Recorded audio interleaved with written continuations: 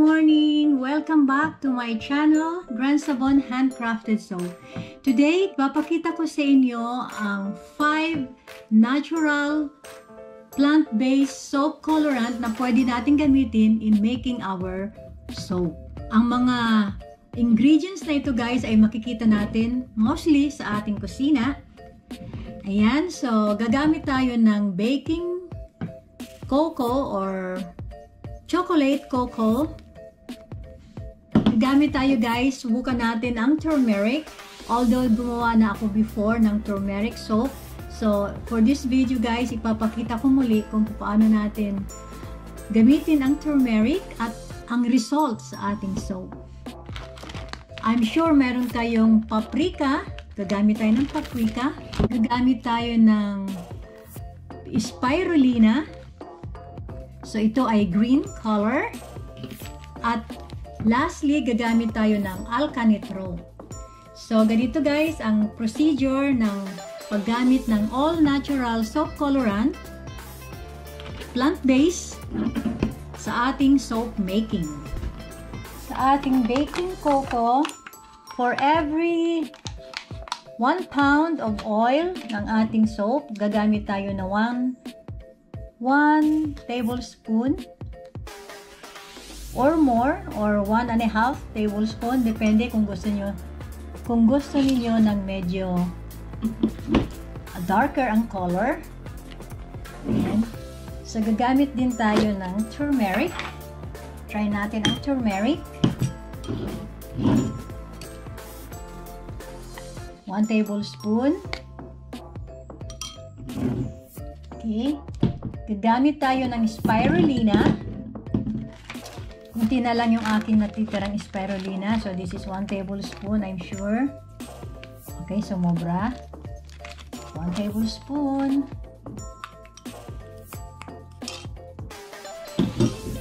And then, mayroon tayong ground paprika. So, makikita natin guys ang result ng ating soap.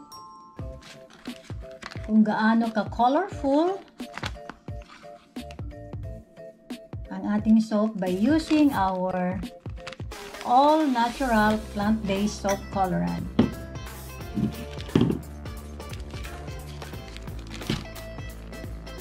We'll use Alkanet root.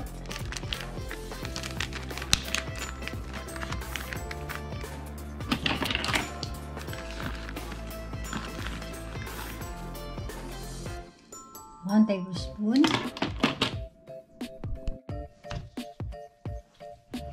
Ang ating pinagsama-samang oils ay coconut oil, olive oil, castor oil, sunflower oil, at nilagyan natin ito ng palm oil.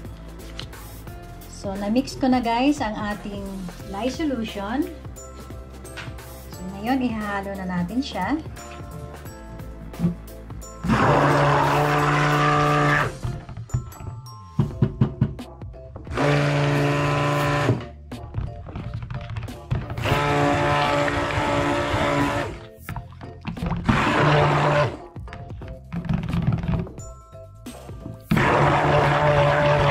So, mabilis mag-thicken ang aking butter.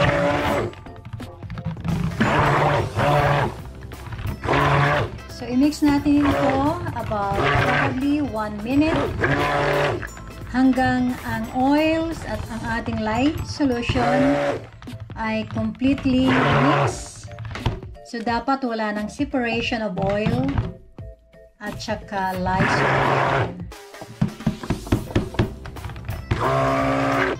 Malamig ngayon dito sa amin sa Amerika kaya mabilis mag-thick ng aking soap.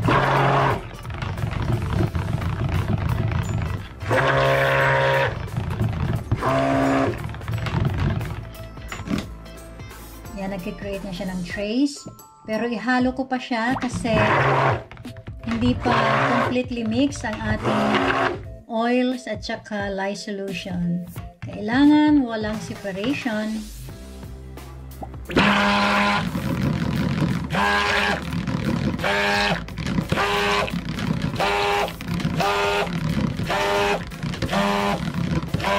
Ayan. So, So, ready na to. Ilalagay na natin guys ang... Gumamit ako guys ng blend of tangerine and lemon essential oil.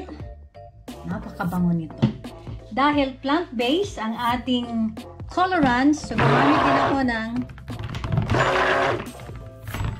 lemon and tangerine, which is also from plants.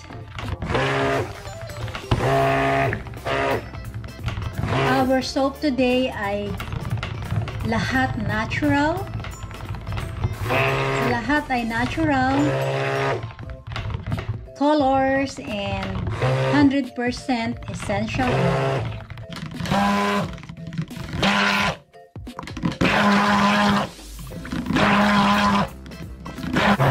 Ang bango.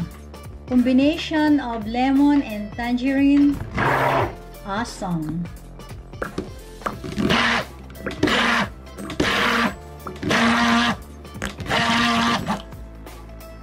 Okay.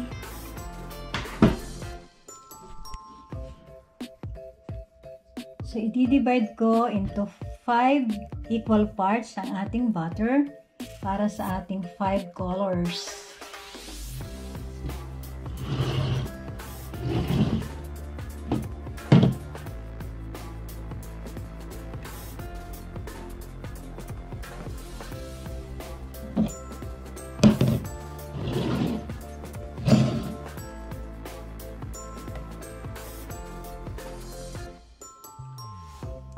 Yung iba medyo konti pero okay lang.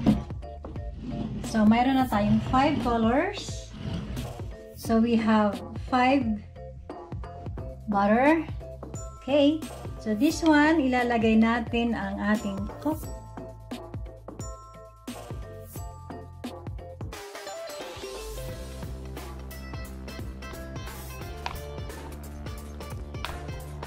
Haluan natin, haluin ang haluin hanggang sa mag-mix. Ayan. Okay. This one this is paprika.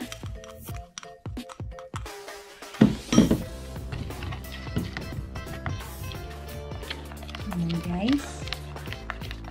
A little brown, lighter brown. Okay, this one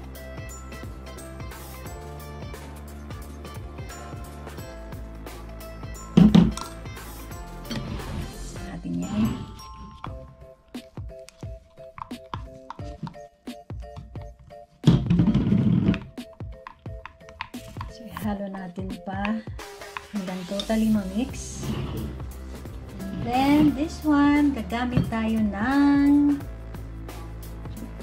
Alkanet root. Where is our...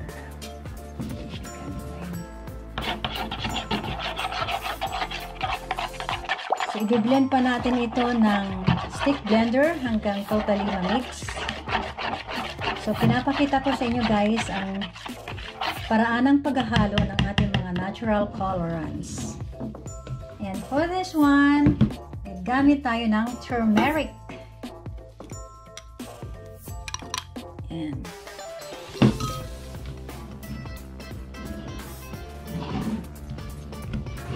wow! Very bright orange.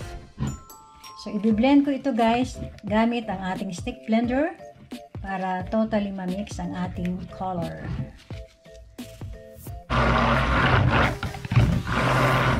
I-stick blend natin guys, isa-isa ang bawat color, ang bawat butter, para walang buo-buo na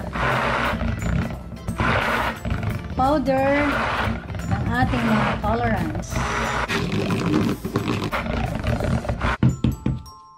Next, yung ating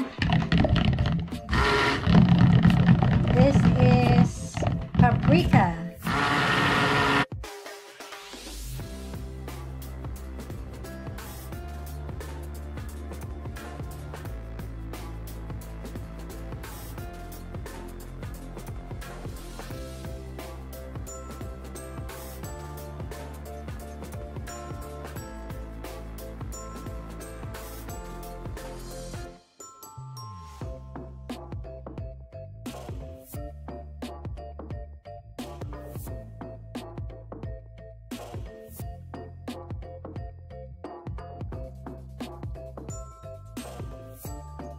Okay, ngayon ililipat na natin siya.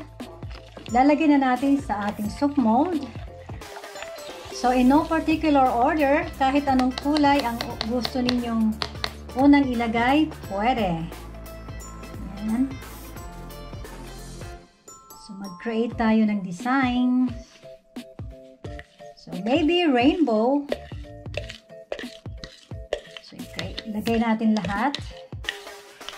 Ilagay natin yung Alkanet road. Yan, ang ganda. So, pwede ninyong mag-create ng design. Paano nyo ilagay? Pwede. Paprika. Yan, ibuhos lang ninyo guys ng ganyan. So, pwedeng pataas ng konti or pababa. Pwede. At kung gusto ninyong magkaroon ng konting design, pwede ninyong haluan ng ganyan. Ngayon, ihalo natin ang ating turmeric. Pataas, pababa, pwede.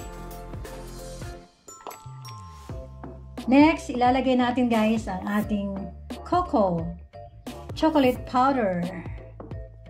Yan, baba, pwedeng itaas din ang paglagay ng ating soap water. Again, kung gusto ninyong ilagyan ng design, ihalo ng ganito, pwede. Wow! Super nice! I-scrape natin lahat ng natitirang soap butter sa ating containers. Lahat ito ay sabon, so wala tayong sasayangin.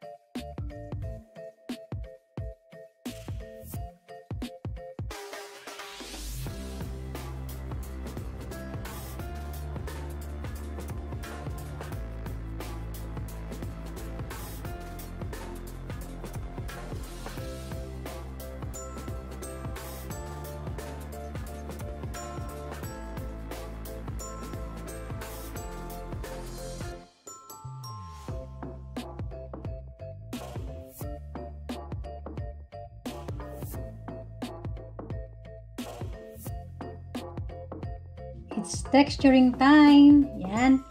Lalagyan na natin ng konting design sa taas ng ating soap. So, pwede kayong gumamit guys ng spoon. So, let's say, gawin natin ng ganyan. So, swing lang natin. So, yung kalahati, gagawin natin ganito.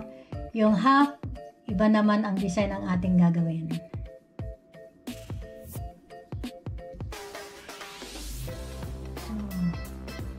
Yan, pwedeng ganyan. Parang number 8. Okay.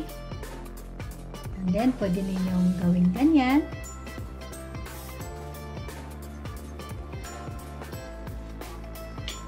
And then, this one, pwedeng ganyan na lang siya. Hindi na natin siya gagalawin. Any design on top, pwede ninyong gawin. It's your own soap, so you can make the design of your choice. Yan. So, aantayin natin ang 2 days or 2 nights and then we will unmold this soap.